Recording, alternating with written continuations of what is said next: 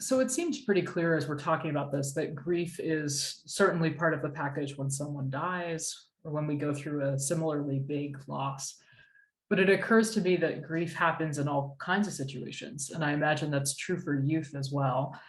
Can you name for us some other places where we might encounter or where youth might encounter grief that aren't as expected?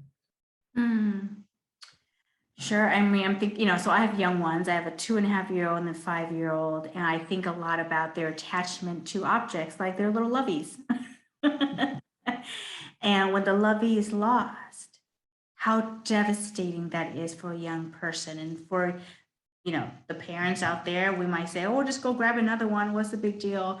But for them and their little minds and bodies is such a big deal. So whatever that object may be, if there is lost, I think that's where grief can show up.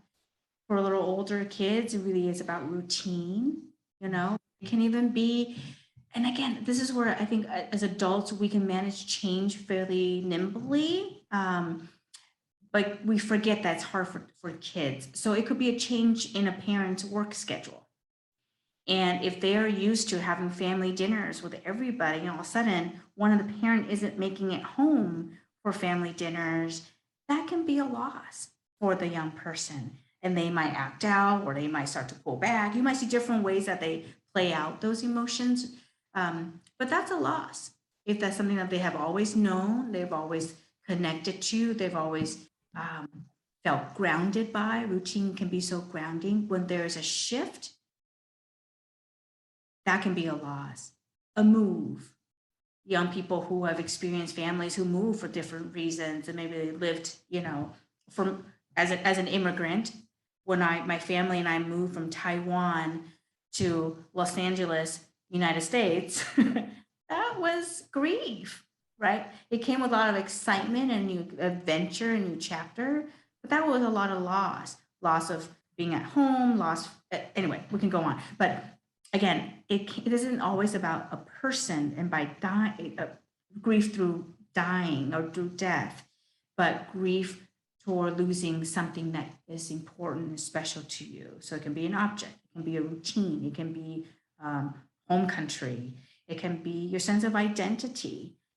I work in a high school, and a grief that I often see with our ninth graders even actually comes in academics. So I work at a pretty competitive high school, and these kids are excellent, smarter than I'll ever be. But so a lot of these kids come from schools where they were the top student. And they got straight A's, no problem. And then they come to a place like Phillips Exeter Academy where I work, and they have to work now. They have to work a little harder and maybe still not get all the straight A's because now their group has changed. Now they're with everybody who was top of their class back in middle school.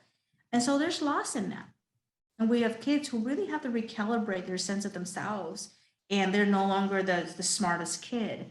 And that is hard for folks because they have identified themselves as that smart kid, right? Sure. Athletes who are no longer able to play, or maybe they have a season-ending injury. Their identity is, I'm a soccer player, I'm a lacrosse player, I'm a swimmer, and something happens to where they can't play that season. Talk about grief, talk about loss, right? And having to, again, recalibrate their way of connecting to that person that once was, or connecting with that sport while they're healing from their injury. There's a lot of loss and grief that can come. That has nothing to do with death.